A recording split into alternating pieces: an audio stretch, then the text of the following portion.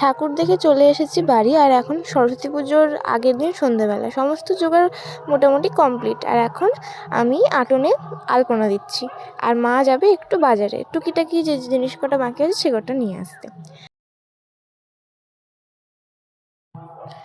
তো ফাইনালি সরস্বতী পুজোর দিন সকালবেলা আমি ঘুম থেকে মানে ভোরবেলাতে উঠে পড়েছি। আর দেখো, তোমাদের সঙ্গে শেয়ারও করলাম, আমি পুরো অন্ধকার, এখন প্রায় 5টা বাজে, বাইরে কুয়াশা কালো পুরো অন্ধকার হয়ে গেছে। আমি তো ভাবছিলাম ঠান্ডা জলে স্নান কী করে করব। তো যাই হোক, স্নান ধান করে আমি রেডি হয়ে গেছি, আর মা আর সমস্ত জোগাড়জাটি সমস্ত কিছু কমপ্লিট। এখন শুধু ঠাকুরমশাই আসার অপেক্ষা। দেখলে ওখানে আমার একটা মামি ফল বুনছিল, আর এখানে আমার অনেক কটা বোন ওরা খই বাচ্ছিল, আর এখানে একটা বোন মটরশুঁটি ছাড়াচ্ছিল। অবশেষে এখন পুজো শুরু হলো, আর অনেকটাই লেট হয়ে গেছিলো আসলে। অনেক বাড়িতেই তো আজকে পুজো, তাই ঠাকুরমশাই অনেকটা লেট হয়ে গেছিলো।